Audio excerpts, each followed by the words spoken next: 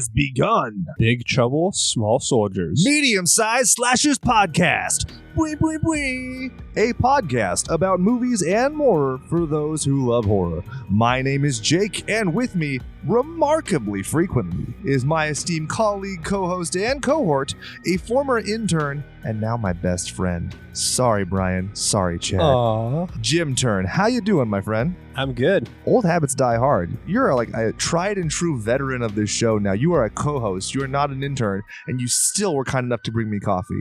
Moved me to the point of tears. Thank you, sir. You're welcome. I was sobbing. 5 episodes in a row. Pretty good. I realized that you weren't on the Krampus. Oh, yeah. But it's not really an episode. It's a commentary track. Hate to burst your bubble, but we're starting a new series. You're going to be on a new undefeated streak. You're going to go on forever. It's like George St. Pierre. He gets knocked out by Matt Serra and then goes undefeated for the rest of it. Perfect. Yeah. I love GSP. I am not impressed by your performance. I really wish you would have said that to Captain America and the Winter Soldier. That would have made it the best movie ever, not just the best Marvel movie. Yeah, for sure. I still hold that the Winter Soldier is the best. Because this is something I've been talking about a lot lately, is like Marvel or Star Wars or whatever. You're not talking about a movie. You're talking about a cog in a machine. Right? Like Endgame, if you just watched Endgame and you had never seen another movie, you'd be like, what the fuck are you talking about? Winter Soldier, if you'd never seen another Marvel movie, if you'd never even seen a war movie, you'd be like, oh, okay, I get it. Right. They're bad. They're good. He's spangly, whatever. Yeah, any references are just secondary. It doesn't really matter. Whereas Endgame is a movie of references. It's all it is. Absent those references, there's not really any story. Yeah, it's not, doesn't make it bad. At all. Makes it amazing, actually. It becomes technical mastery. 27, I don't know how many movies there are, but 24. Yeah.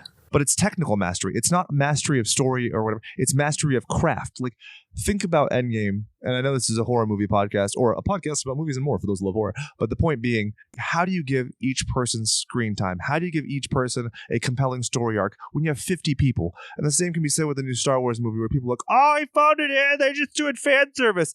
Get fucked. Like, what choice do you have? And also just like stop naysaying stuff. How do I have, like, am I just overly like civil on the internet? Like, let's just not be douchebags. I'm sorry for those of you listening to this right now, but a couple weeks ago on our weekly warm-up, I triggered Jake by mentioning The Last Jedi, and now we're all suffering. Yeah.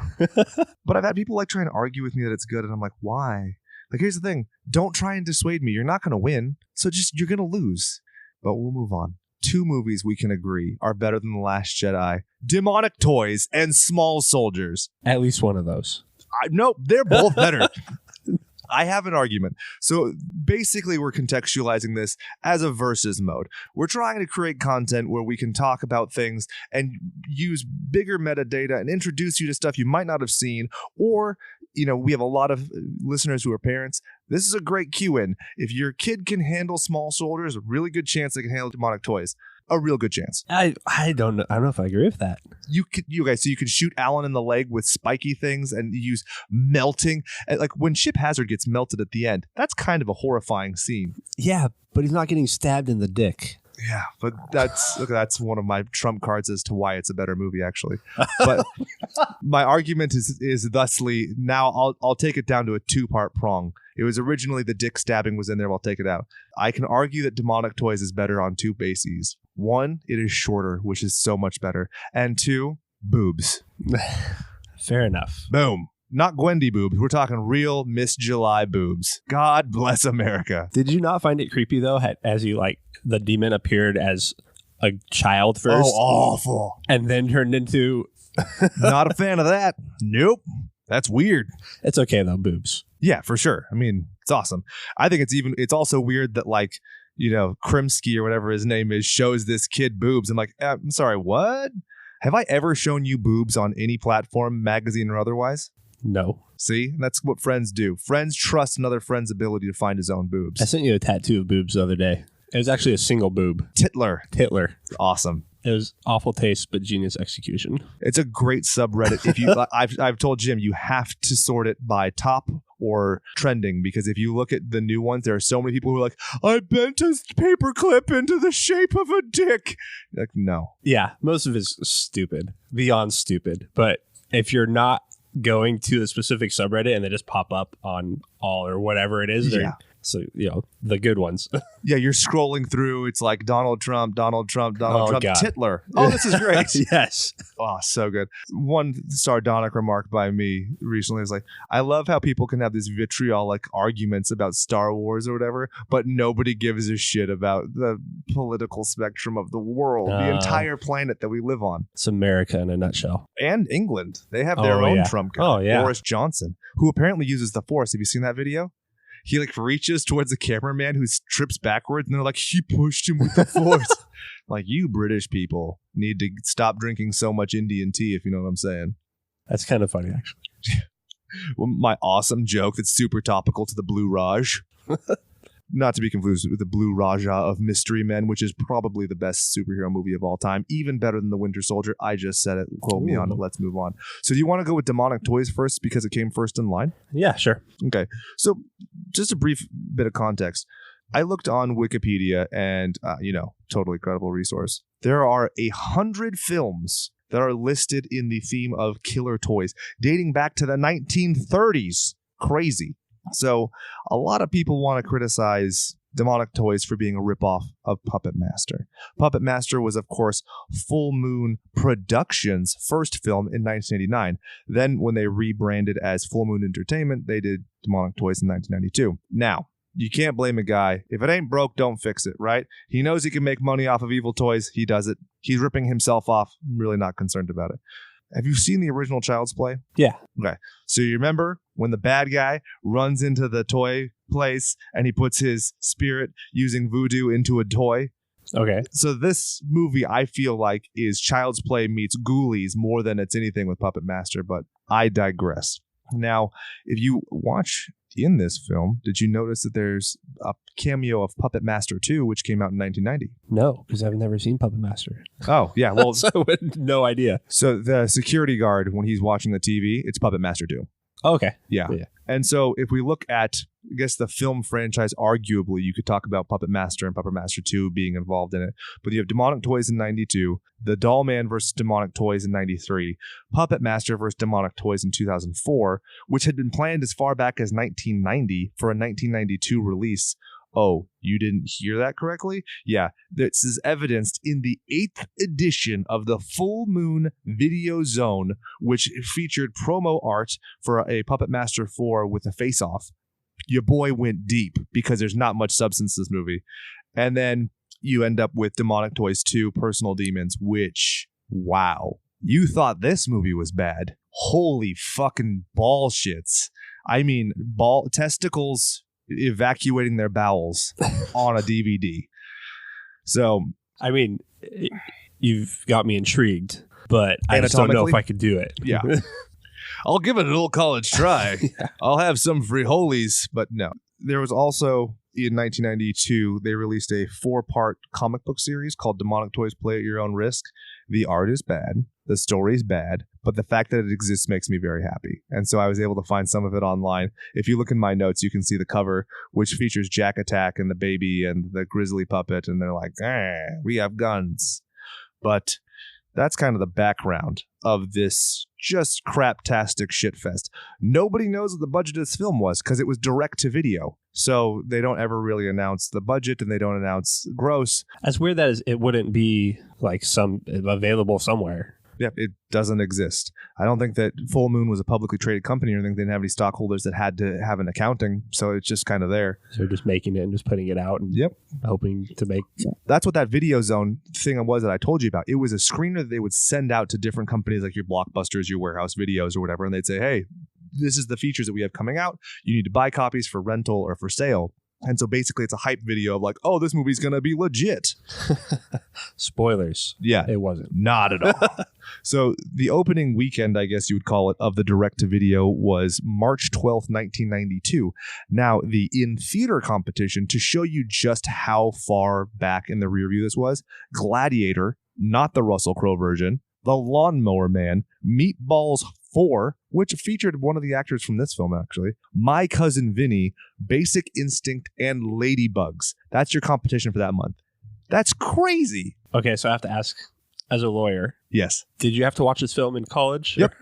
My Cousin So Vinny. it really is like... It's perfect. Perfect, okay. It is. It is a great movie. What Jim's referring to is the cross-examination scene with Marissa Tomei. They establish her as an expert witness, which you don't have to have any necessary credentials. You just have to express that you have some kind of mastery or understanding. And they go through, and he cross-examines her point by point to prove that I think it's the Skylark didn't leave the trail. Right. It's wonderful. And that movie is so charming. Fred Gwynn is amazing. Joe Pesci's amazing. I mean, that is a really, really good movie. The Two Utes. You know what I'm talking about? I say it all the time when I'm talking about my kid. The Ute. And my wife just looks at me like, I've never laughed at this. Why do you keep making this reference to a movie I've never laughed at? Because I laugh at it, damn it.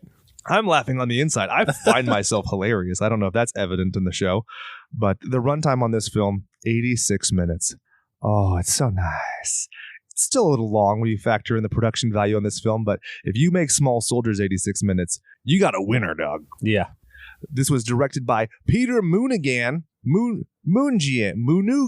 Yep. He directed the Dungeon Master segment Cave Beast, Arena, Devil Dolls, and Deadly Dolls Deepest Cuts. Now, yeah, these are not good movies. But we have to get to a certain David S. Goyer. Do you know who David Goyer is? No. Okay, so you've seen his work. I know you have. We've talked about it. He did Batman Begins, Dark Knight, Dark City, Batman vs. Superman, Dawn of Justice, Nick Fury, Agent of S.H.I.E.L.D., Blade, Blade 2, Blade Trinity, Jumper, Ghostrider, Spirit of Vengeance, to name a few. So he gets this story from the producer Charles Band, who's like, hey, I have an idea. Fucking toys do something. Here you go. And he leverages this and ends up making this crazy career where he's a superhero guy. So this was way before he put out anything good. Yeah. But it's absolutely nuts. So at this point in his career, I think that he had done a movie a made-for-TV movie, The Substitute, and he did it under a pseudonym, Cynthia Verlaine. So it's like, that's the movie you use a pseudonym, not Demonic Toys? I mean, there's got to be a lot to be said. It's not his fault that this was a shit movie. Like, you could have taken the screenplay that he wrote and given it a bigger budget and a better director and better actors, and it could have been amazing, right? I would give it that. I think that is possible. It definitely is possible. I mean, there's not obviously probable, some questionable stuff. Yes. Story-wise, a lot of questionable shit. Yeah. But still, I think it's like edgy. It could have been serviceable. It reminds me of when James Gunn was dismissing his like questionable tweets where he was like, right. I was being a provocateur. Some of the stuff I'm like, you're trying to be edgy, huh? Yeah. Like, I don't like any of these characters, dude. That's one of the pitfalls of somebody trying to write an edgy character as opposed to just having somebody organically be that way. Right. So, as I mentioned, produced by Charles Band, 305 producing credits. Wow. Anything notable? Everything that Full Moon did. And he has a bunch of stuff from there. Yeah. His brother, Richard Band, did the music for it. And there's actually a 15-minute video you can find on YouTube showing him doing the synthesizer work and using this really, really ancient computer, which is delightful to watch. But he's talking about the construction of the songs. And I was like, wait a second. You deliberately wrote music for this movie? You didn't just find something in a warehouse on an analog tape that had been pissed on by a homeless person. You actually made music for this. How interesting. Makeup and effects by John Buechler, who was accused of making characters with a big brow because he himself has a, quote, massive brow. He said that, and I was like, I'm sorry, what? Like, first of all, who has enough of an opinion about this film to be like, sir, I believe that you have shaped that baby oopsie poops off of your own malformed noggin. So weird. So... Of all the trivia we've had. He's like responding to it. It's so weird. Like, I could just imagine a press conference like, hear ye, hear ye. Let's gather here to talk about my eyebrow piece. Oh, it's so good. And that's coming from a guy who has a mongoloid brow in and of himself. So now that we've kind of gone through as close to my statistics as we can get, let's go into the Small Soldiers one, and then we're going to go point by point and compare the two. Sound fair? Let's do it. So go for it, bud. All right. So Small Soldiers was made on a budget of $40 million. You know what? I'll take 1/10 of that, and we're going to we'll give Slasher's podcast a facelift. How about it? It's a bargain. Okay. No takers? All right. Oh, please. Somebody. Please, anybody. I will take 1/10 of 1% of that. So the movie grossed $71.1 million. It was 55 domestic, 16 worldwide. And it had an opening weekend of July 10th, 1998. $14 million opening weekend. It's not bad. Not terrible. You'd expect it to be bigger, though. I mean, It came out against Armageddon. And Mask of Zorro. And Basketball. I mean, that's a terrible combination. That's this age group. When I was that age, if you were like, oh, you can see any of these other films, I'd be like, I don't want to close my eyes. No, nothing. Liv Tyler. Steven Tyler. Liv Tyler in the movie. Oh, yeah. Well, there's the animal crackers on her little tummy. I'm Ben Affleck. I'll play Batman at some point, and I'll have a body like Jake in his dreams. But that really is like, okay, so Armageddon, huge blockbuster. Crazy. Zorro, like... amazing. That movie is so good. Yeah, so cool adventure film, and Basketball for the degenerates out there. Exactly. For the dummies. Okay, I loved that movie when it came out. I thought it was fucking hilarious. See Perry. But yeah, you just hit every single, almost every single thing. If you had a rom-com in there or something, nobody would have seen Small Soldiers. I think you're entirely right. It's super frustrating because you're just right in that age group too. And all those are PG-13. This movie is PG-13. The crazy thing, if not for Joe Dante, this movie would have been PG. Because if you remember when we did our Gremlins episode, Gremlins was hugely integral in the creation of the PG-13 criteria. Right. Now, granted, over the 30 years, probably another movie would have inspired the PG-13 rating. But let's say hypothetically it's not there. This is a PG film. It's way easier to sell a PG film about toys to that age group than people who are 13. By the time I was 13, I had discovered my dick and I was jacking off. Do you really expect me to think I'm going to play with toys? I'm going to play with myself. While watching Armageddon. Don't want to close my... So this movie has a runtime of 108 minutes. Cut it. Yeah.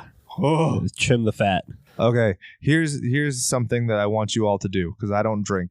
I want you to, every time you can count to 3 Mississippis in this movie, you take a shot. You will die of alcohol poisoning because there are so many scenes where it's like Alan on his bicycle. Fuck off. Where it's Phil Hartman cutting a tree. And I love Phil Hartman. Don't care. You could easily cut 20 minutes out of this movie. So the movie was directed by Joe Dante. So this is the same director that did obviously the Gremlins, Howling. What else did he? Obviously Gremlins 2. So here's a fun bit. One of our fans had reached out and was like, I love your thesis that Indiana Jones and Gremlins are in the same universe. Now here's this. I'm going to fuck up your life, okay, son? If you look at the hieroglyphs in the back of Indiana Jones, you will see that there is C-3PO and R2-D2. Established fact. Boom. Shared universe there. So now you're talking about Gremlins being in the same universe as Star Wars. But Star Wars we've established in a shared universe with, boom, E.T. So we had E.T. there, right? Boom. You're excited. Then you add the Howling to it because you remember the newscast at the end of Gremlins, right? Well, okay, fine. Jim corrects me. I'm just saying. You're entitled to You Got Me Coffee. If you hadn't got me coffee, we'd be fighting. We wouldn't be friends anymore. Best friends. Suck it, Brian. Suck it, Chad. So we established that's all. Those 4 are a shared universe. You follow me here? Alan Abernathy, the Tabernacle Kid himself, has a Gremlin skull on his desk. So you add Gremlins to this movie, which means Small Soldiers is in there. Then you add a piranha. Because Joe Dante directed Piranha, which is what got him his directing role in Gremlins. So you have those 6 are all in one shared universe where Piranha, which is the basis for Piranha 3D, where Jerry O'Connell gets his dick bitten off and spit at the screen, that is in a shared universe with Phone Home and the Force. I love it. It hurts your brain, doesn't it? A little. I love it so much. So Joe Dante originally wanted the cast of Predator to voice the Commando Elite. I would love that so much. It's so cool. Jeez, you got a big pussy. Oh, man. All right. The movie was written by Gavin Scott, who did The Borrowers and Young Indiana Jones. It's also written by Adam Rifkin, who did Mouse Hunt, Zoom, Killerama, and Knucklehead. Knucklehead, the movie with Paul Wright, who's The Big Show. We talked about that on an episode recently. But he directed 2 movies that are very important. Detroit Rock City and Psycho Cop Returns. Yep. And then a third one that's even more important, the softcore porn, The Invisible Maniac. As Riff Coogan. What a name. Dude. That's a guy who you have to have a mustache with a name like Riff Coogan, right? Yeah. But then here's an interesting amount of crossover. So you have Ted Elliott and Terry Rossio, who did rewrites on this film. What film did they famously write? The Puppet Master. What? It's like a shared universe with this. And if you have a shared universe with Puppet Master, that means you have a shared universe with Demonic Toys, which means you have one with Dollman. technically speaking, you don't necessarily have one with demonic toys because Charles Band had said in an interview that that's not a canonical film, but I digress. So I feel like if there's a crossover, let's not get into it. Right. Please don't. You do not tempt me to go crazy on this show. I think I've detoured enough. Ted Elliott and Terry Rossio, they also did Shrek, Pirates of the Caribbean, Little Monsters, Aladdin, and Mask of Zorro. Not Little Monsters with Lupita Nyong'o, Little Monsters with Howie Mandel and Fred Savage, just to be clear. Which is very important because if they had done Little Monsters, I'd be gushing right now because I think that I squirt because I loved that movie so much. I kind of want to rewatch it or re-listen to that episode and be like, oh my God, like simmer down, Jig. You need to calm it down. I felt like a chihuahua humping a leg. I was so excited about that film. That was a fun episode to record too. So. Because you were on it. Boing, boing, boing. Suck it, Brian. Suck it, Chad. So the movie was produced by Colin Wilson, Walter Parks, Michael Fennell, and a little fella? A little guy named Steve Spielberg. Stevie. Our main man, Stevie. He was uncredited in it, but I mean, remember, this is a team with Spielberg and Dante that did Gremlins. Yeah. And music by Jerry Goldsmith. I type Jerry, my phone types Goldsmith. Because this is the third movie in a row who's had music done by Jerry Goldsmith that Fucking we've reviewed. It's nuts, but he's we so didn't prolific. mean to do that, by the way. Yeah. It just happened. You could seriously go through his IMDb and just be like, oh, what? Jerry saved some talent for the rest of us. But a lot of people want to give, Michael Giacchino or like John Williams a lot of credit, like Danny Elfman. Nah, Jerry Goldsmith. The guy is he just exudes sexual tension. Just to put this in context, he did the Planet of the Apes soundtrack from 1968. Not the Marky Mark version. That's how long his career goes up until 2005? 2003 is the last one I saw. He did Hollow Man, where Kevin Bacon tweaks a nipple while he's invisible, dog. Do you remember that? No. Dude, it's a redhead, so naturally I'm super excited about it. And there, you see like this computer animated titty, but boing! Oh, it's great. Other films that he did, obviously, you're talking Gremlins, you're talking Gremlins 2, the new batch, you're talking about Poltergeist. He did The Boys from Brazil, for Christ's sake. The Omen, you ever heard of it? Alien, you ever heard of it? So hold on. So he did 5 films that we reviewed this year. So at the time of this release, this will be 52 episodes. Think about that. Almost 10% of the movies we've done on this show have been Jerry Goldsmith. What? It's mind-blowing. But, I mean, he's just amazing, so it makes sense. Oh, yeah. And then you have the great Stan Winston doing the armatures, the puppetry, the character design. And in 5 months, he had to design and build over 200 puppets, which is basically the timeline that the fictional characters have in this film. It's insanity. And he did 3 different kinds of puppets. He had self-contained battery-powered puppets. He had a rod puppet, which basically they would scrub out. A rod puppet, think your Sesame Street. You know how Elmo's arms move? Yeah. That kind of thing. And then they had a non-articulated stand-in where basically it would just be present in the background. A lot of times you'll see those as a focal point of reference so that computer animators can look and see how color swaths and hues would affect in lighting conditions. So you go, okay, like when the guy was standing in for Jar Jar Binks, you can see sometimes he has a head that looks like Jar Jar.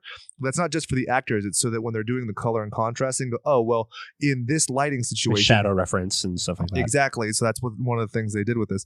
So when you think about how much work goes into it, and one of the things I think is brilliant about this movie, by using a toy, you are using a smooth polygonal surface, right? You're looking at something that when you're rendering it, it looks great. Like the computer animation on this, it holds up really well. It does. That's one of the things that watching this movie that I took away from it was like the CGI looks great, and we'll get more into it later, but majority of it was CGI too. Yeah, a lot of it. And that's one of the things. A lot of the puppetry is either by reference or they completely scrubbed the puppet and replaced it with the CGI, or they completely scrubbed the rods or whatever, but you still have something going on there. Man, the things you could do with $40 million.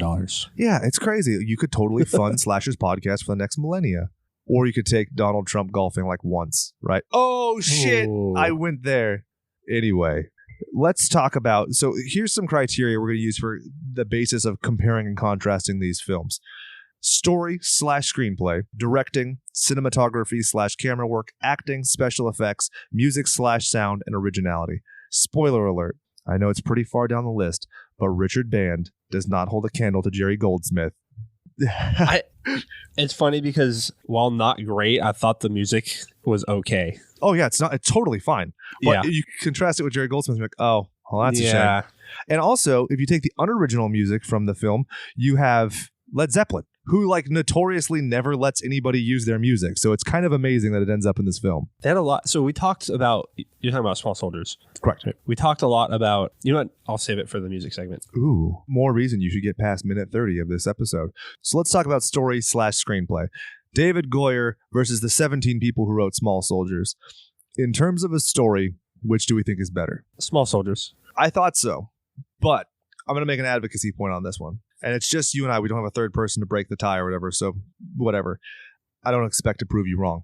My issue with Small Soldiers, and I remember this even as a kid, I understand the idea of like capitalism and warmongering and making an argument as far as, you know, socioculturally when you're talking about like your GI Joes and everything and imperialism, right? Military industrial complex. But the Gorgonites, it doesn't make sense that the Gorgonites are the bad guys. They do nothing bad. They do nothing wrong. I think Small Soldiers would be a better movie than Demonic Toys, story structure wise, if you found out that there was like a subroutine on the Gorgonites that was like them being the peaceful learning ones, and it was just like a facade that they were monsters. Isn't that's what happens though? No. So not the subroutine, but they're not the bad. They're only the bad guys because. That's my point. So you're going to put out a product line, a multi-million-dollar product line where you're selling toys for $79.95 a pop that aren't bad, that are pathetic.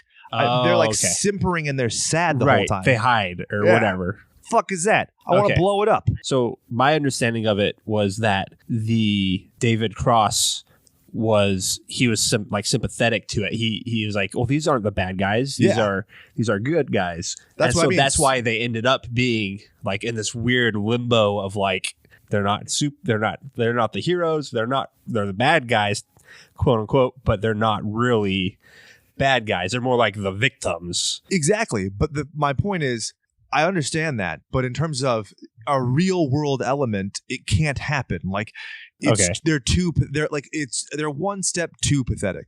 Like you're modeled after He-Man characters, for Christ's sake. Let's bulk up a bit. Like let's be a little bit tougher. Like I don't want this weak-willed callow kind of thing. So you would have been okay if it was the Commando Elite were the same, but then these guys were like, no, fuck this. We're gonna fight back every step of the way type of thing. No, not even that. This is like literally my idea is this. It starts off and they're like, I'm picking my nose. I'm the booger man or whatever, like the farty guy was, right? But then let's say Archer finds the Encarta and he becomes like, oh, and he realizes his love for learning and it's his like subroutine. He goes, oh, wait, I'm a Gorgonite. I'm here to learn and quest and find Gorgon. I'm here to, better myself. And that's where the love and the nurturing of David Cross's character comes out. And you find that it was just a product. That's not who they really are. And you're talking about the substance and the idea of like, oh, you don't see it, but it doesn't mean it's not there. Right? That comes out of, I'm this gross monster. Because the contrast is so pathetic where you're like, come on. Right. That's my only real issue with the structure of this movie. The detours, the length of the movie, whatever. That's my point. Because I think the story structure on Demonic Toys is kind of fun. Like, it's weird. Don't get it twisted. I think the problem with it was presentation. Yeah, I agree. Completely. Like you could do this movie well. Right. So let me ask you this. The giving birth to a horned, stillborn monster that is then given to trick-or-treaters. Too far, not far enough. Oh my God. It was I was, at this point in the movie, I was like, or just prior to this, I was like, where the fuck is this going? It was kind of just like people straight to hell. Yeah, it was kind of people just going around a warehouse being eaten. Like, and you're like, where's the plot? Yeah. And then it all kind of just happens at once. And you're like, holy shit. Yeah. So it's like, that's the thing is it's the questionable because the demon's like, I'm going to have my way with you, or we're going to do the nasty and then you're going to give birth to myself. And then like, but it all came like, so that was weird. But the whole thing about like the backstory and stuff like that, you should have started with that flashback scene. Yeah, start the movie with that. It's way less derivative of Child's Play if you do it that way too. Right. Yeah. Start the movie with that, like a cold cold opening that way instead of a cold opening of two people you have you don't know anything about, and you realize in 2 seconds, I'm pregnant. Oh, we're also cops. Open the movie with the back in 66 years ago or whatever. And why did you choose 66 years ago? Because there's one number off of 666. It should have been 66 years ago and 6 months. Yeah. But yeah, I completely agree. It's like we're cop partners and we're life partners. And that means that we care when one guy dies. Still don't care. Remarkable how little I care about him. And if we were doing nicknames on this, I would have called him Maury Povich because he is the father. Boom. I still came up with them because I have no ability not to. Like Tracy Scoggins. You know who Ray Wise is, or Ray Wise? He was the guy who looks like he's just spray tanned to death in RoboCop. I was going to call her female Ray Wise or the tanning booth because she looks just like him, to the point where I was like, this is a weird boner I'm experiencing right now. And so what do you think of the character of the kid? We'll kind of blend this in with the acting one. The kid who's the demon. You see the smooth talking demon so many times, but I like this kid. So for me, he was the best actor. Yes. And I know it wasn't his voice. For sure. But his facial expressions. So even when he wasn't talking, just the motions and the faces and stuff he was giving, that was the best part of the movie, actually. It was entertaining. It seemed like he knew what he was saying. Right. I talk about this very often. Like Hamlet 2000. Bill Murray's the best actor in that film to me because he's the only one who looks like he understands what he's saying with the these and thous and thys. In this movie, like the kid gets what he's talking about, and you could see it in the way he's gesturing with these creepy nails and stuff. I thought he was way better than anybody else. I completely agree with you. By and large, so far above everybody else's acting ability, just in his face. He didn't even have to use his voice. Yeah. I guess whoever was doing the voice for it added to it, but still, the kid's just perfect expression. Yeah, the way he based his acting performance was actually on his quote really mean end quote brother, and he said that he quote thinks the story is pretty rad. Oh God. Yeah. Fittingly enough, he ended up being in Children of the Corn 3. That kid was Daniel Cerny. So there you go. Now, story structure wise, the whole idea of her like keeping the bad guy alive who killed her man friend because of justice. Yeah, because she's the good cop. Yeah, it's fine. What do you think about the weird kid from the air ducts? If you've seen Community, basically we're talking about Annie's boobs here. And if you haven't seen Community, you need to figure out what I'm talking about with Annie's boobs. But this girl comes out of the air ducts and she's like, "What's up? I live here now." Yeah, like Plot twist. 3/4 of the way into the movie too. Yeah. She's like, "Oh, they're demons. They're animating the toys." Great. How did you know that? How do you know it's a demon? Or like when she gets caught by the weird gas mask girls, that's terrifying and rad. Yeah. Doesn't make any sense. And then she's gone. So I'm like, again, like, I guess I'm supposed to care about her because she's a kid. I don't know. It was very weird. You could do without her. You completely, yeah. I don't know if they did it to give Chicken Boy some, like another person, like a side quest type of thing where he goes off and separates him from Judith Gray. And it pads for time a little bit, and it makes him a little bit more sympathetic because he's obviously tenderer with her than he is when he's telling the one guy that he's going to suck his dick or something. Yeah. Right? Doesn't he tell his boss he's going to suck his dick and then kill himself in the guy's car? I don't remember that. Yeah, I think he's like, he's talking about a cigarette, and you think he says it's his dick, and then he says he's going to kill himself in the chunky chicken car. It's weird. Speaking of chunky chicken, how about Pete Scrum as Charneski, who, if I was giving nicknames, he'd be Polishinsky, because that guy, "Hey, I want some chicken there. Hey, you get that shit again." The guy who was also in the director's films Arena and Eliminators, which are bad. What'd you think of that character? He wasn't the security guard, was he? He is, he was the... Who gets stabbed in the dick. He stabbed in the dick. He was annoying as shit. Yeah. If you made him Al Powell from Die Hard, I would love this character. But as he is, I'm like, nah, he's gross. And he shows a kid porno. He's fine. He could die. I feel like it's fitting he gets stabbed in the dick. It doesn't feel like tragic in any way. No. Normally I'd cringe, but... Yeah. For him, it's whatever. Like, hey, you get what you reap what you sow, right? So in terms of story structure and acting, I'm all over the place. Sorry about it. So I guess we should talk about the toys themselves, yeah? Yes. So baby Oopsie Daisy, who also is in Devil Dolls in the Haunted Dollhouse, In Demonic Toys 2, fun fact, they changed his name to Baby Whoopsie. And then you have Grizzly Teddy, who is based off of the dolls from 1987. Then you have Jack Attack, who's in Evil Bong, Devil Dolls in the Haunted Dollhouse. And then you have Mr. Static, who's a little cute robot who shoots lasers. I liked the robot the best. Super cool. Because, okay, Baby Whoopsie Daisy or whatever. Awful. Yeah. Like all the other toys are using a knife or they're shooting with guns, and the freaking robot shoots lasers. Yeah, and the squibs don't make any sense, which makes it even better, right? The way that they blow up, it's like, that's not the way trajectory works, but it looks great. Like they spent more money on this than anything else in the film. Here are some quotes. Hi, you fat fuck. I'm Baby Oopsie Daisy, you lard ass. Will you be my special friend? I'm Baby Oopsie Daisy. Will you be my special friend? Mother of Satan, could this be the end of Baby Oopsie Daisy? Geez, you're heavy, you Moby fucking dick. You're fucking up my makeup. Bummer. So yeah, probably not David S. Goyer's best work. And then, so when we talked about Krampus, if you look at the monster dolls in Krampus, it's based on this. You had your robot, your teddy bear, your angelic baby, and then the Jack-in-the-Box. Was it? So it was actually based from Demonic Toys? I mean, it's a 1-for-1 comparison, yeah. Wow. It's pretty cool. So I mean, if you watch it, they do a good enough job of diversifying where you don't feel like, oh, you're beaten over the head with it. But it's a nice, that's very much more of the homage than the direct ripoff.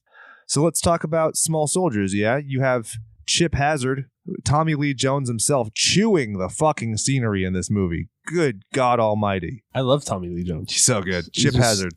It's a great name too because it's foreshadowing. Because the chip is the hazard. You get it? Yeah.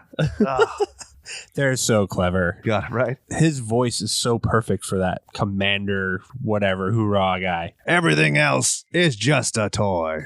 There will be no mercy. When Archer is like, oh, I'm wires just like you. Like, we're nothing alike, Gorgonite scum. It's so fun. But that just shows, like, all the things that people idolize in, like, the G.I. Joe. Like, they're fucking terrible. Like, this is wrong. Right. It's good.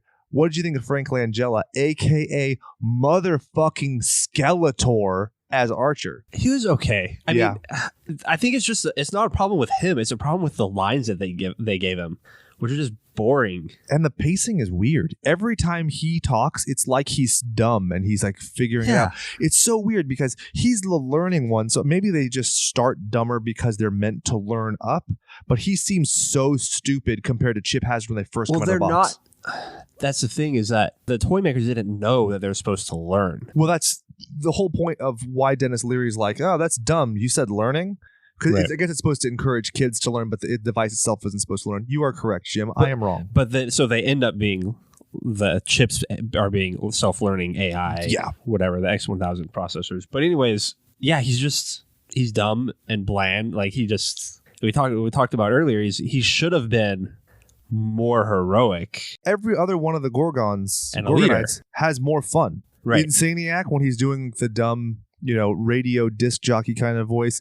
Punch It, who's basically being like Quasimodo. Like, they're way more fun. Or you got what's the weird name? Troglodyte, who ends up being like Frankenstein, who gets FM radio put in his brain. Like, yes, every one of them is more interesting than he is.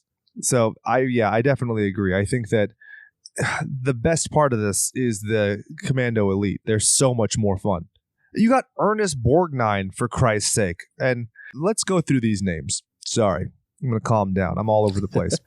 Chip Hazard, Brick Bazooka, Butch Meathook, Kip Killigan, Nick Nitro, Link Static. I haven't seen this movie in over a decade, but when Nick Nitro says his name and he's like, demolition is my mission, he goes, I've served with your father, he was a good man. I vividly remembered that. I was like, what the fuck? Because they're just so much more fun. Like, it's camp and schlock. Like, they say the shit in the way that you wish that Baby Oopsie Daisy did. Right. Yeah. And they just have so much more personality, especially compared to the Gorgonites. Yeah. And it goes back to the writing of them, that why are they just hiding? Yeah. And they kind of evolve more at the end when they start helping out. But even then, the nature of them hiding is the only way that they survive. Right. Because it's not as though they accidentally get covered in the satellite dish. They hide under it. Right. Yeah. So in terms of characters, the Commando Elite beat the demonic toys, but if you're taking it as a whole, I think the demonic toys beat the Commando Elite and the Gorgonites because they end up getting so watered down. Okay. I would say that the Commando Elite are so far above the demonic toys, everything else, that it doesn't even matter, that the Gorgonites don't.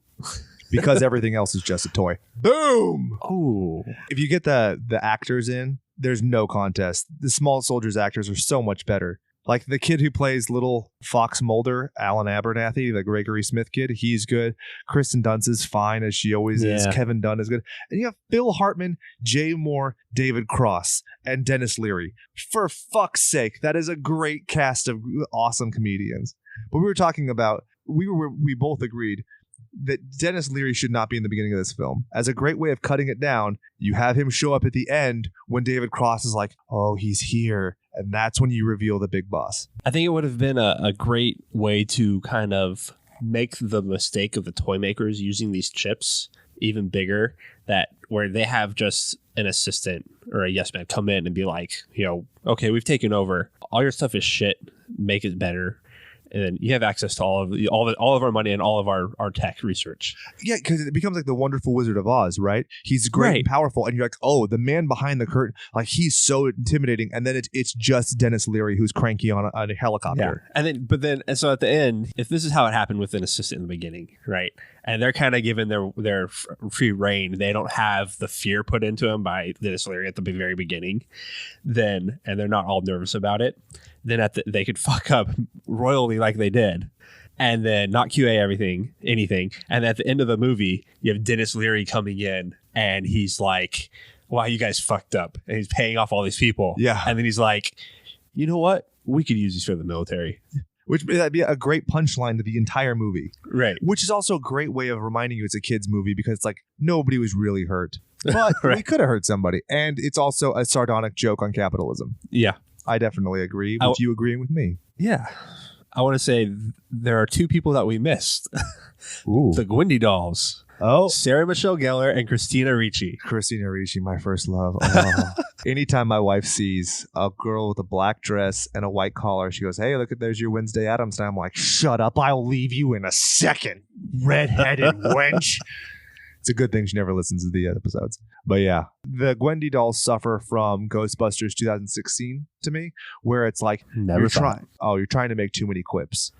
Oh, okay. I thought their quips were funny. I think like 1 and 3 was. Okay. Yeah, but like there's so much repetition. Right. That's the problem. If it would have just been, I think I even put it in my notes as far as like, Jesus Christ, you need to calm it down. But yeah, it becomes too redundant where it's like, oh, do you like my manicure? Oh, are you a cute boy? Oh, do you work out? Blah, blah, blah. I just, because they're doll and they're making fun of Barbie. Correct. And Barbie's come a long way. Let's be honest. I was just at Target the other day and they have like the Sally Ride Barbie, which is cool. I was like, hey, I want one of those. But like, I wish that they would have retained those characteristics as opposed to just all becoming military. Like, oh, I'm Dr. or Gwendy. I'm philanthropist Gwendy.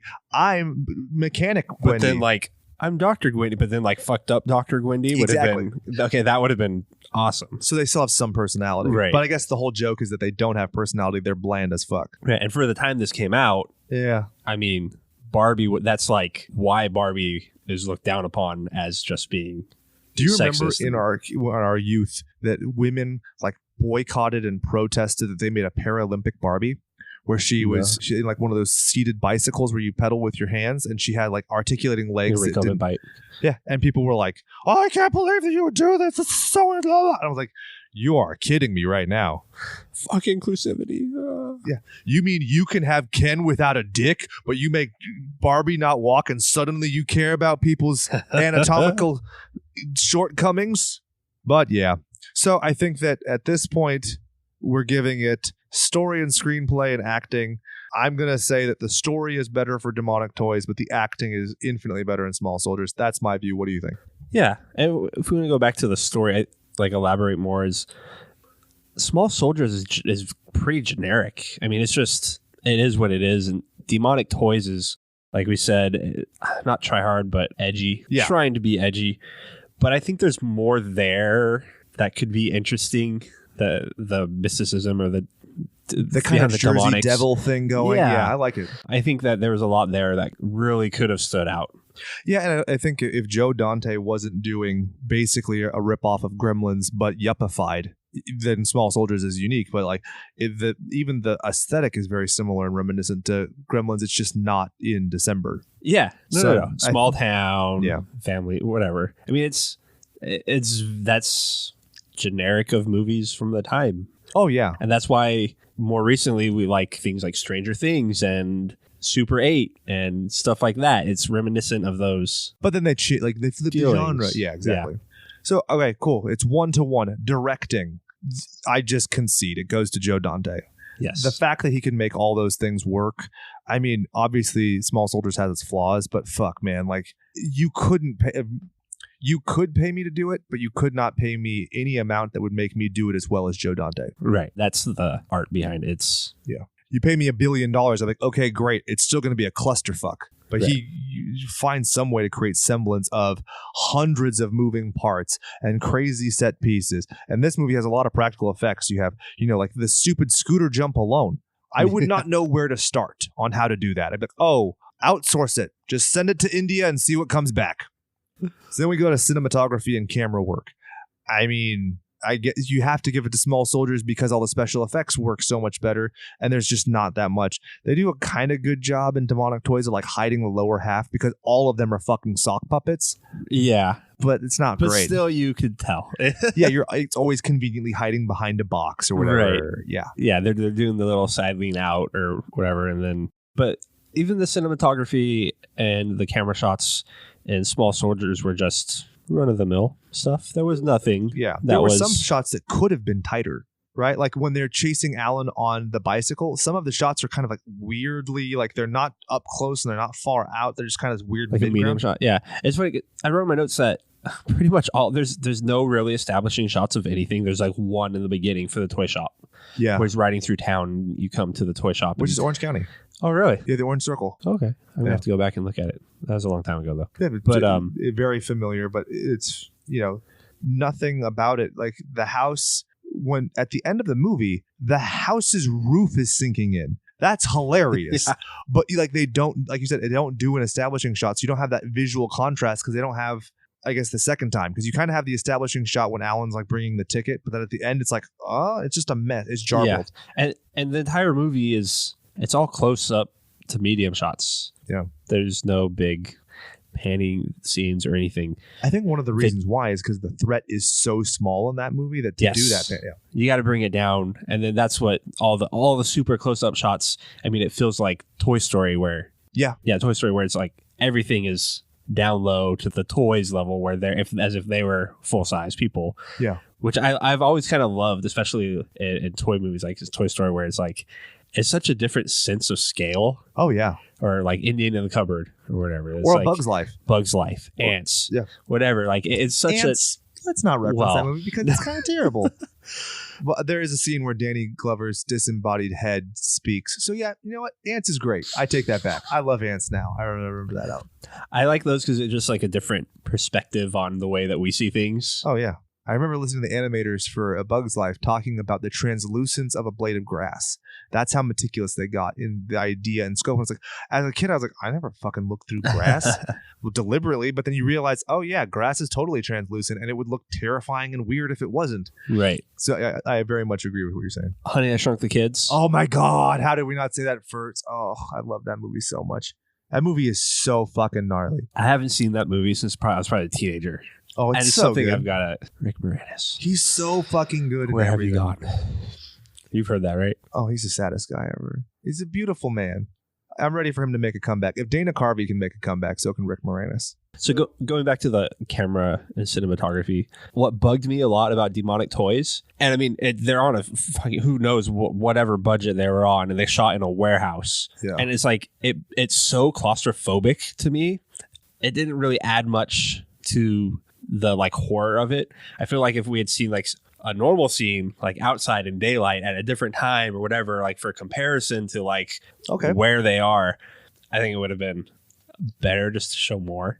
Yeah, everything felt like a soundstage. Even when they're doing the Yeah. whatever crime deal, and then it goes sour. That felt like it was on a soundstage. And I agree. When you get inside the warehouse, it just kind of convoluted. Right. Like, and also the idea of like her locking them in and then going out, and then that doesn't make any sense. And give us a reason why. Give us a visual cue as to why. Give us something. But it reminded me of like a movie where it's like, oh, my uncle has a farm. We can shoot our stupid Star Wars fan film on a farm, and we'll just be out in the woods.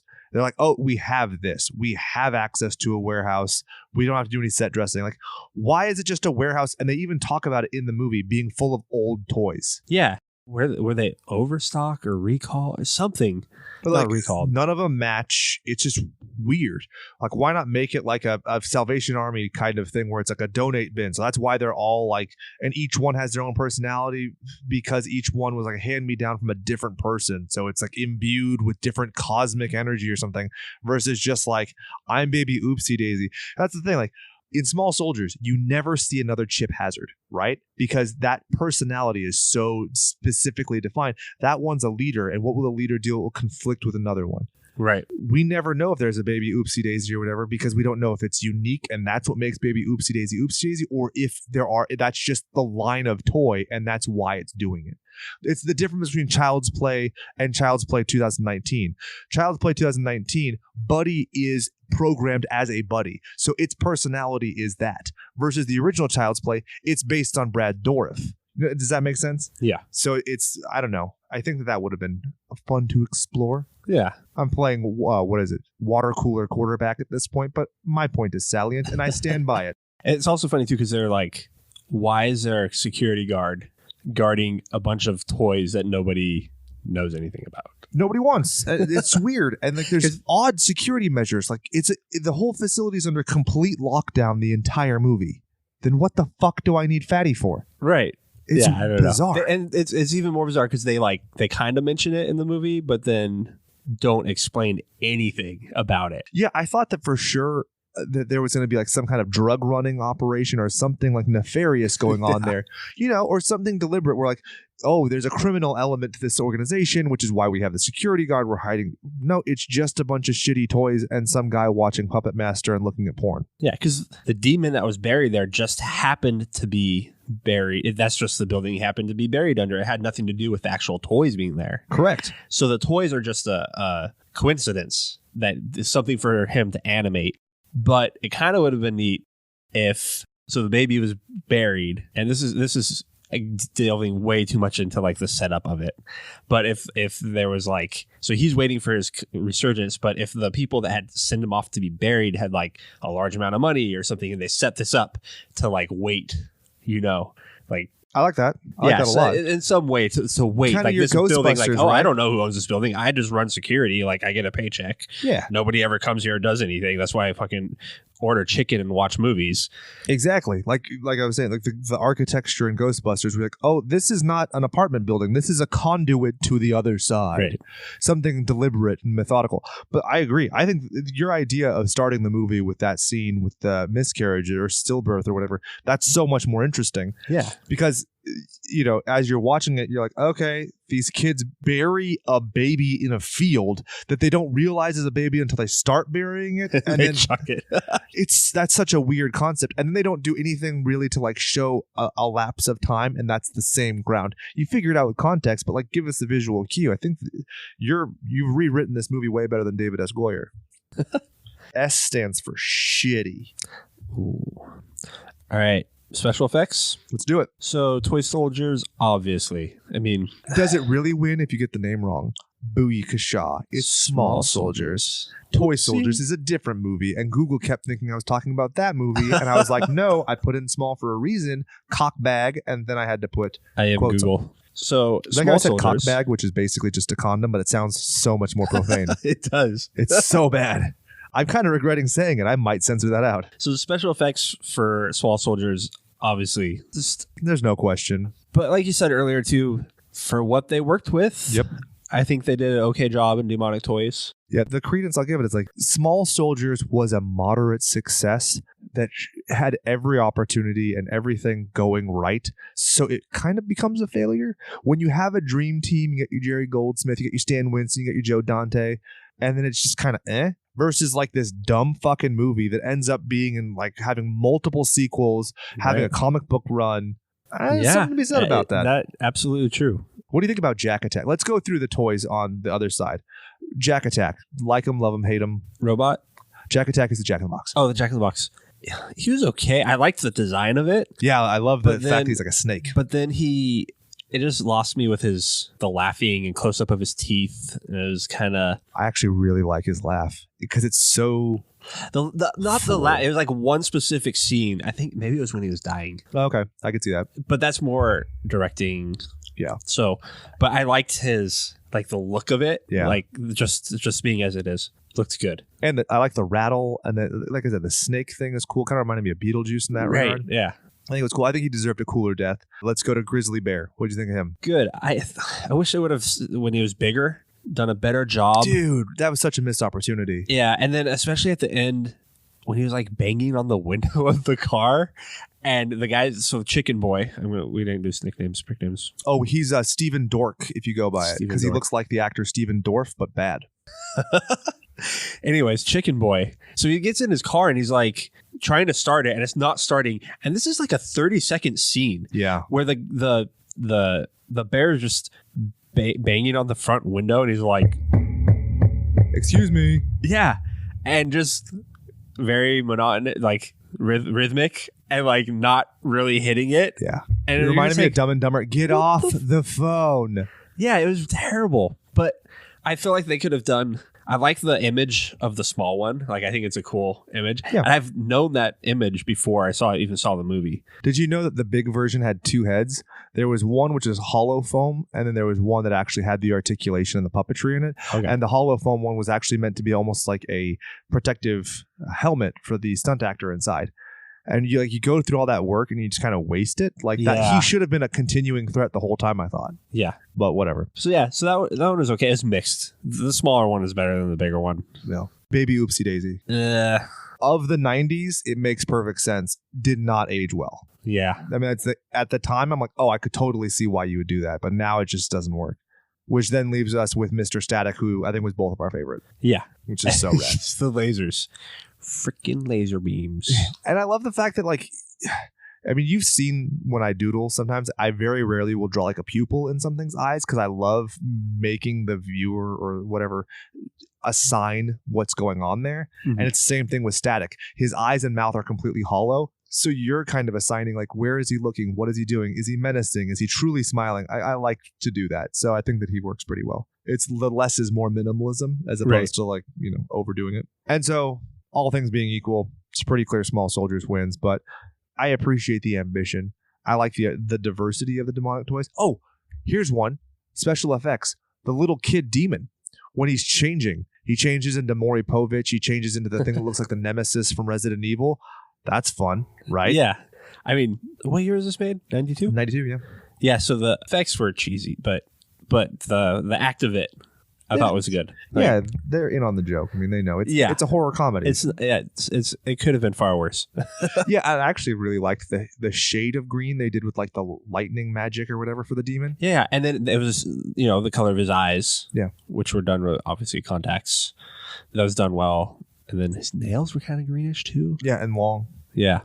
It's fun because when I watched the interview with the kid, he's like playing with these like long prosthetic nails, really? which is super fun. Yeah, when he's talking about modeling his acting off of his brother, I was like, "Your brother has some janky nails, dude. You need to call Guinness Book of World Records." So if we go to Small Soldiers, which is obviously the winner, but they talked about their special effects were 1/3 puppets and 2/3 CGI.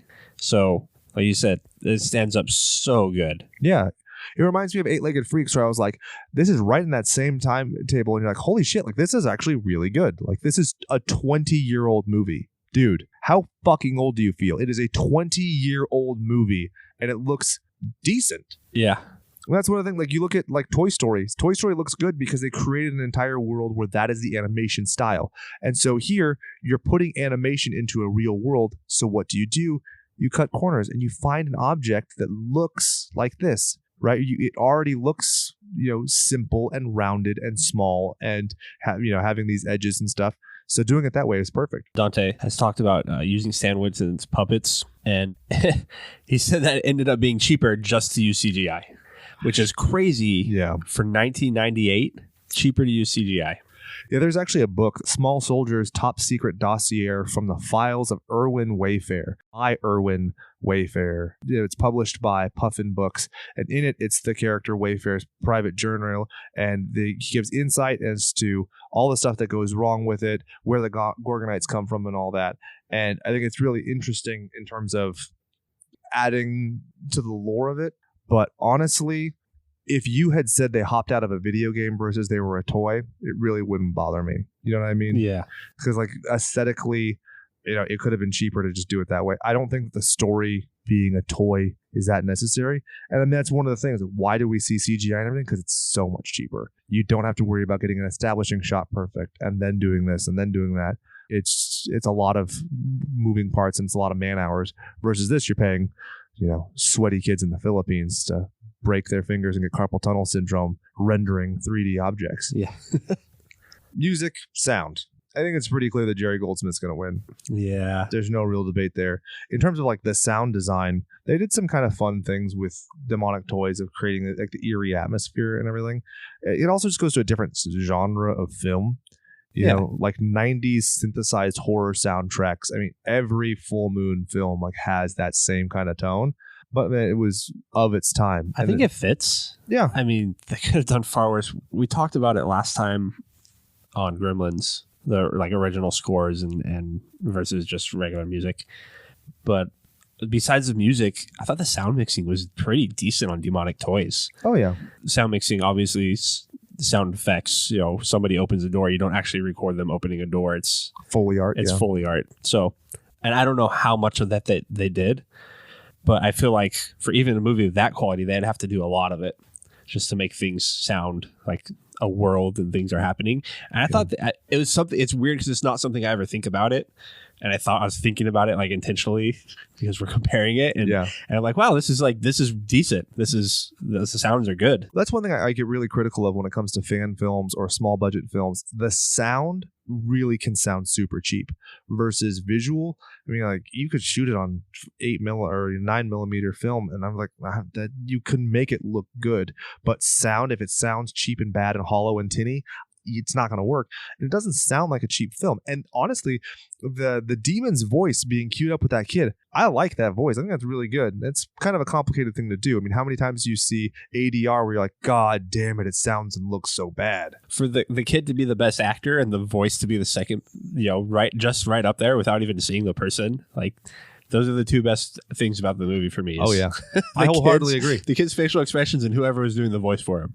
Yeah, it's very much the Linda Blair effect where you're like, oh, this kid's great. And I don't care that they're not actually doing the voice. I like the whole package. So give them both an Academy Award and leave me alone.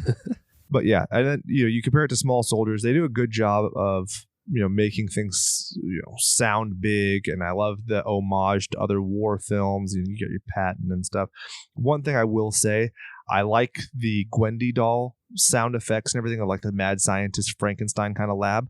I feel like it could have used a little bit more of that in terms of like scuttling and menace. Okay, yeah. We had talked about my favorite part of It Chapter 2 is the old lady who's naked. Do it with my father birthed me from his asshole. When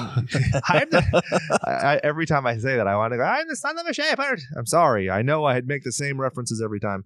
But when she's running towards Jessica Chastain or whatever her name is, Bryce Dallas Howard, whoever she is, when it's a dum dum dum dum dum dum dum, the scuttling and the mischief isn't there in Small Soldiers. It's a big criticism I have because you compare it to Gremlins. Fuck, dude, the scuttling, right? The disembodied sound, the screech. Oh. And within Chrissy's room with the lab setup, it would have been perfect too to just draw it.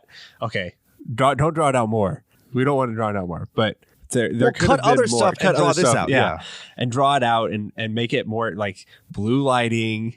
Electricity arcs, and you're like, what the fuck is going on? And scuttling, and that would have been really cool. Yeah, and it doesn't have, I mean, and doing that, it's not more grotesque, it's not more violent, it's suspense. And I think that's something that you, in terms of like appropriateness for kids, it'd still be just as appropriate for a kid to see. You build up some tension there. You see a boy in his underpants in this movie. Yeah. You remember that? His Brad and his pants being set on fire? Brad could have been cut. In his entirety. Because he's not even that bad. He's just a horny guy. Like, the worst thing he does is say whatever to Alan when Alan says something fucking weird. As a weird guy, if somebody says whatever to me, I'm like, yeah, I kind of deserve it. I'm weird. Right? Like, he's a character who's like, if he's not going to be menacing, there's really no point in having him. Yeah. I mean, it could have just, because the thing between Christy and Alan, like, fine, why put in the tension of her being taken for whatever reason? And you just don't need it. She could just be, you're the girl next door, like, whatever. And if Brad is really a coward for running off, wouldn't he like run to the cops and the cops come over sooner? Like, by letting someone leave who is aware of the situation, and you don't show him getting the boy who cried wolf scenario that Christy gets, it's like, oh. Right. What do you think about the boy who cried wolf in this movie, where it's like, oh, yeah, it's toys. Oh, yes, it is a crank call. Why don't you come and arrest me? What do you think of that? I mean, it's inevitable in this kind of movie, but it's like, man, I kind of wish that you just did it without it. Yeah, could have been done without it. Though, when he first puts, what's his name in the garbage disposal. Oh, yeah. And he gets his hand cut, and his parents come home. I thought that was hilarious. His mom was like, are you on crank? Yeah, right. And they're talking about, what is it? Hostile progression or whatever. Or, yeah. Projection hostility, something bullshit, but you know what I mean. Yeah. Going back to like the sound element, you're having it be drowned out with the loud music because they did this in Grenada. Like, okay, that's cool. I dig that. But it doesn't take away the fact of like you have all of these whirring and hodgepodge machines that should have, I think, more articulated sound and more unique sound. That was like my big criticism. I think that the sound effects I would give to demonic toys, but the music obviously I'd give to small soldiers. That's fair. I like to think of myself as a fair and diplomatic individual. It happens sometimes. No, I'm actually very unreasonable most of the time. So obviously, Jerry Goldsmith, we talked in Gremlins about originality of original scores and how movies can sometimes just plaster songs over whatever, whether they're popular songs or their current songs. The Guardians of the Galaxy effect. Yeah, which is a good example. Whoa! What did I'm sorry, you hear that song and it's not sung by Jackie Chan? I don't have the patience for it. So I was going to say, they did a good job of tying in both. So the original soundtrack for this is great. And then he incorporates like traditional songs, like, so when Johnny comes marching home. And then he also threw in like taps. Yeah. And so the music is just so it fits so good. And then you throw in War, you Surrender by Cheap Trick, Tom Sawyer by Rush, another one Bites the Dust by Queen, and like Spice Girls. There's a good gag with that where she's like, I love this song. Yeah. God, that's a fun gag. I wish she was a little bit more inebriated. As a straight edge guy who's seen a bunch of people be sloppy, she wasn't sloppy enough. Let's be real. She had some drool she needed to spit out of her mouth, right? But it does. They did a really good job of it. We didn't talk about this. Love is a Battlefield was playing. Pat Benatar was my first concert. Dude. So wasted. Yes. God, such a good song. Keep going. They should have played that when they're like, it should have been the Dirty Work, Street Fight G7. And it's not Street Fight. It's Love is a Battlefield as you have Chip Hazard fighting Archer. That's the movie. That's the absurdity that I needed. We're going to make our own cut. Hell yeah. Let's just get at a computer that can edit and handle it all. Oh, in the terms of homage music, did you notice that there was an homage to the Bride of Frankenstein in the music? No. They play the music, The Creation, when they're doing the Gwendy dolls, which is the song from the Bride of Frankenstein 1935, which is awesome. I feel like there's a lot of references in here that I probably just didn't catch. Yeah, I mean, I think that a lot of it is it's too kitschy. Like if you look at the titles of the songs, it's very overt, but they don't pick the right part of the song. Like for Led Zeppelin, they do Communication Breakdown. Nah, just do fucking Immigrant Song and be done with it. You know what I mean? Like, can we talk about this? Thor Ragnarok's use of the Immigrant Song is fucking perfect. I mean, yeah, but it's fucking Thor Ragnarok. so much of that was good. It's like a really, really perfect movie. And so when Taika Waititi was doing his like sizzle reel for that film, he included immigrant songs. It was so integral. That's why it's in all the marketing material. But, nothing about this movie is like, oh, it needed to be Led Zeppelin. It could have been any number of songs. But the fact that the title was Communication Breakdown, you're like, oh, okay. So you want to get into originality? Let's do it. Originality. The idea of yuppie scum capitalizing on original ideas. It's Gremlins 2, man. Like, maybe that's the thing. If Gremlins 2 didn't exist and this movie was shorter, I could see this being a great spiritual successor to Gremlins, and I think I would have liked it a lot more. But we know from the Gremlins episode that I like Gremlins 2 more. Yes. So dealing in that wheelhouse of Clamp Industries and it being making a sardonic kind of tongue-in-cheek approach to capitalism and materialistic values, and I'm a material girl living in a material world. To do it again this way, it's like if I had very clearly, if I hadn't seen 2, this would be better. And I think that it's in terms of originality, whenever you're dealing with heavy satire, you aren't being original, but you are being original-ish. Demonic Toys isn't directly parodying anything. It's not like, oh, Jack in the Boxes are trendy, let's have Jack Attack be a Jack in the Box to make a joke and a commentary on Jack in the Boxes. Right. So I feel like inherently in that capacity, you get your Demonic Toys winning because you have your aesthetic of the Gorgonites being the He-Man, you have the aesthetic of the Commando Elite being G.I. Joe, the Gwendy dolls being Barbie, the kid looking exactly like David Duchovny to a point where it's fucking creepy. But you know what I mean? Like, so that's referential humor. So by its nature, it can't be original, but I guess it's the idea of putting those pieces together makes it original. Am I making sense? Yeah, especially for small children, you have to look at the whole, like each individual thing, but together, did they make something original? I mean, Gorgonites, okay, that's kind of original, but not really. Yeah, and you have to factor in this movie is 6 years after Demonic Toys. So by that point, you're talking about even more killer doll movies have come out. But then, on the other hand, you have Demonic Toys is all the ideas of the demon and giving birth and stuff like that, and the guy's blood basically reanimating him because he was basically killed on a burial site. I mean, most of that stuff's not exactly original anyways, but when you throw it all together with it, the demon being reanimated, but he's not strong enough to take a body yet, so he has to use the toys as like his minions.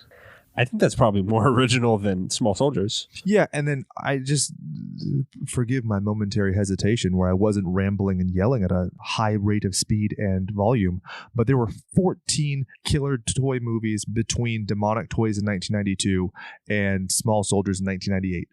You had Curse, Death, and Spirit, Dollman vs. Demonic Toys, Puppet Master 4 and 5, The Fear, Tales from the Hood, Patayin Sa Sindak Si Barbara, your favorite movie of all time, Doll from Hell, Amityville Dollhouse, Merlin's Shop of Mystical Wonders, Pinocchio's Revenge, Trilogy of Terror 2, Quicksilver Highway, Curse of the Puppet Master, and then Small Soldiers.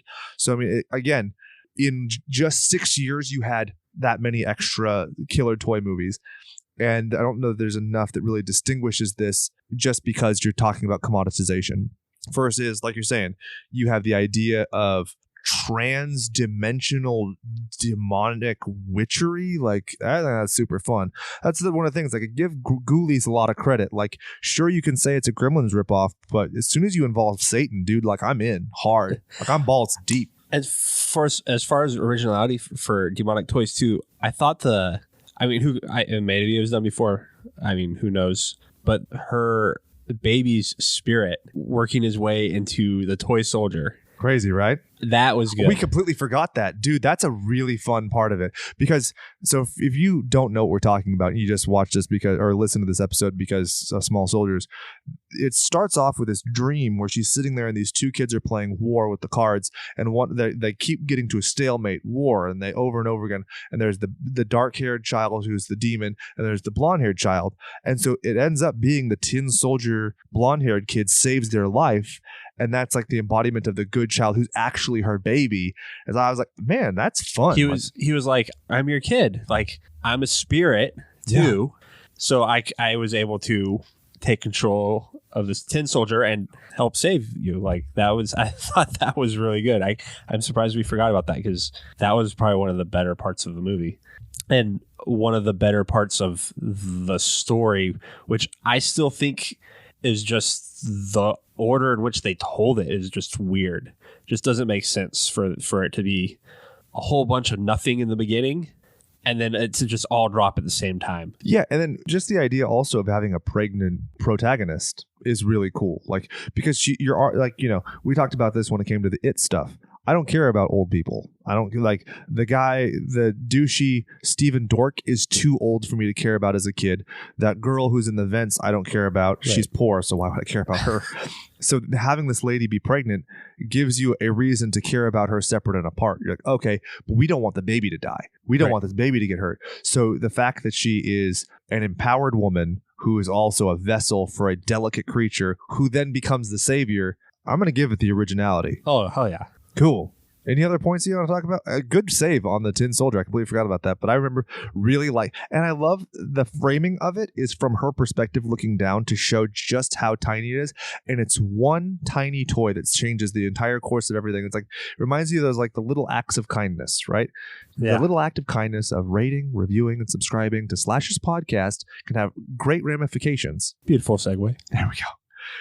Like butter. I want to do a reverse originality. Okay, just because it's kind of cool. So are you okay? So this is still points for small soldiers, or is this negative points because it is too derivative? Because that's the whole point. Is like it's not. I don't think it contributes to anything. I mean, it's homage. It's homage. Okay. Yeah. So Chip Hazard has this speech that he gives to his soldiers, and it's basically just a bunch of sayings from quotes throughout history.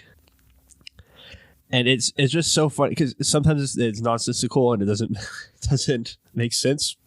But just when he's saying it, it just evokes like all these different things about military and country and all these things. Well, and what he's saying them earnestly, and he's saying like truly quoted things. But when you put them together, it becomes absurd.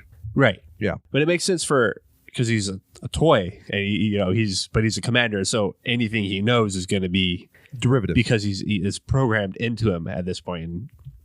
But so he says, soldiers, no poor sap ever won a war by dying for his country. He won it by being all that he can be. All that he can be is army, right? Yep. And he says, damn the torpedoes, which is a Civil War quote that a battle in a bay between ironclad fleets where a Southern general got caught and they were pinned between the other fleet and like a land base, and they were being fired upon. And the only way that they had was through a narrow strait.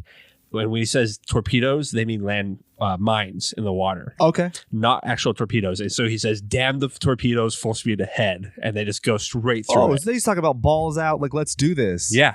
Damn, it's the only thing we could do. Damn the torpedoes. So he's not wow. So I like that. He says, damn the torpedoes or give me death. So give me liberty or give me death is Patrick Henry. So his Second Virginia Convention in 1775. And he says, eternal vigilance is the price of duty, which was a quote from James Jackson, who was the first member of the First Continental Congress and was in the U.S. Senate in the 1790s. And then, and to the victors go the spoils, which is an old idiom. So remember, you are the best of the best, and you are the best of the few and the proud, which is a take on the Marine slogan. Two of them, yeah.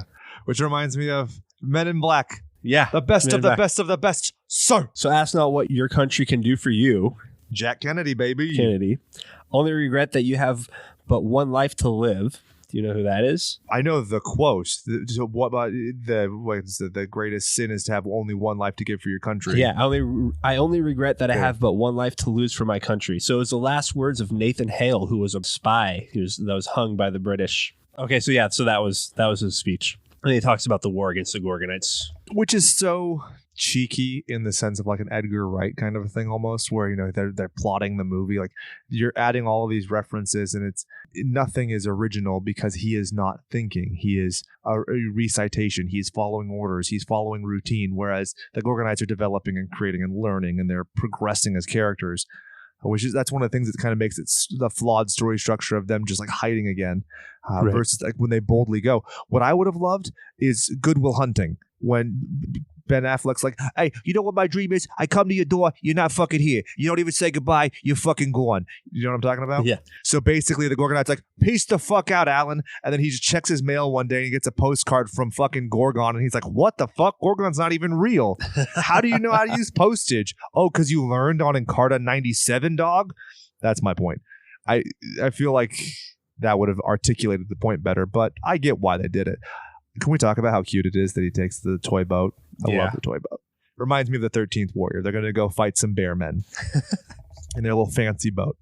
But yeah, so in terms of it's not fair to compare, in my opinion, because one is satire and one is straight delivery.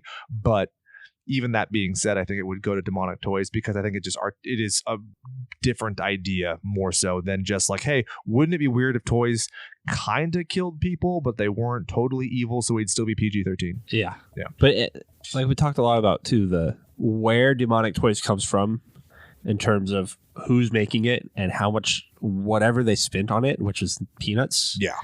Compared to $40 million in the late 90s too, which is probably like 55 million or something now. Not to correct you, but it would be $62,713,308.14. Hey, It's a good chunk of change. yeah. And if you were to buy the exact same products in 2018 as 1999, they would cost you $40 million and $25,588,259.61 respectively. What the fuck does that mean? Hey, West Egg, calm down with your inflation calculator. You're complicating things. Keep going. I cut you off. Sorry. So for Demonic Toys to do what it did, mostly in the idea story overall section, makes it pretty good. Yeah. It's not great, but it's good. So I think in terms of this combat, the versus mode or whatever we're going to call this was a test run. I think we're going to do more of these in the future, and I have some fun ideas planned out. Who wins this initial versus mode overall, flaws and all? Which movie do you think is better? Small Soldiers. Yeah, I agree. And it's just because it's just polished. And I think the only reason we picked Demonic Toys over something like a Puppet Master or something like that was because the original comment that I had that spurred this episode idea was on a whim. But I think that if we had done something like Puppet Master, I think you have a much greater argument of it being more of a stalemate. But yeah, I mean, it's David versus Goliath, and this time David just doesn't have a rock. Right. But I agree. So this initial one goes to the PG-13. Now, I have a proposal. If you like the idea of a versus mode, maybe a little bit more structure on the next one, I have proposed we would do Friday the 13th Part 1 versus Sleepaway Camp. Which is the better movie and why? I think that there's arguments to be made. I don't know that they're necessarily convincing, but I like the juxtaposition of those two films. So let us know what you think. Send us messages at slasherspod@gmail.com. We are on virtually every social media application at slasherspod, or if you're on YouTube, it's youtube.com/c/slashers podcast long form. I'd give you my personal cell phone number, but I'm afraid of how many dicks I would get in my inbox at once. Jim, anything you want to plug? Oh yeah, we have shirts that are available, $20 plus the cost of shipping, which I calculate for each and every individual. So far, I've been very lucky, and every person who's asked about the shipping has actually purchased the shirt. So I have not just done mass amounts of research for nothing. So that's very cool. They're going quick too. So yeah, we're actually over 50% of our stock is gone. We have buttons and stickers we've been giving out with each of us, and I've been doing a personalized thank you note to each and every person, so get those while they're hot. And also, by buying these shirts, you're financing us developing our next run of shirts, because rather than reimburse ourselves for the mass amounts of money and time we spent on the show, all of the money that we have gotten is going into more fun stuff for everybody else. So our next ambitious idea is going to be a budget shirt, which is going to be only a one color as opposed to the full color version that we have now. That way, everybody can enjoy a Slashers Podcast shirt. So with that, Jim, do you want to say goodbye to these slut bags? Beep, beep, fuck boys. And for my friend Jim, for my friends Brian and Chad, who are not my best friends because they didn't bring me coffee, my name is Jake, reminding you to go out there and do something you love. And remember that all work and no power play makes Jack a dull boy.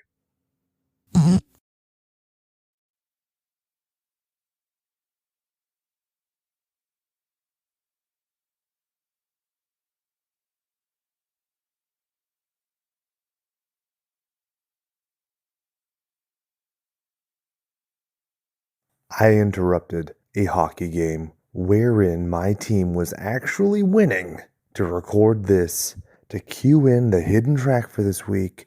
And I'm not saying I'm put out, but it's crazy to see the New Jersey Devils win a game. All three of the teams I follow most closely are having like the worst seasons ever. So you can tell that there's something special about the Venomous Pinks. At Venomous Pinks on virtually all social media.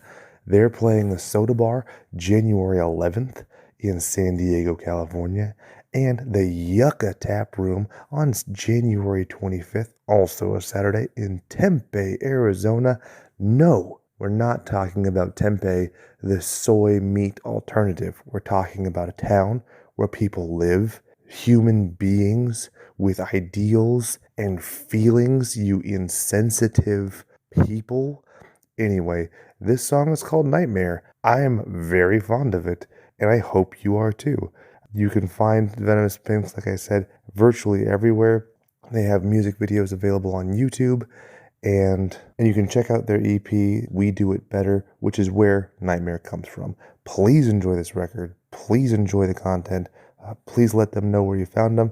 And also, if you want to get tattoos of the very sexy vampire biting lips, referential stuff to the Rolling Stones, except I don't have to think about Mick Jagger's scrotal looking face, you can do that too.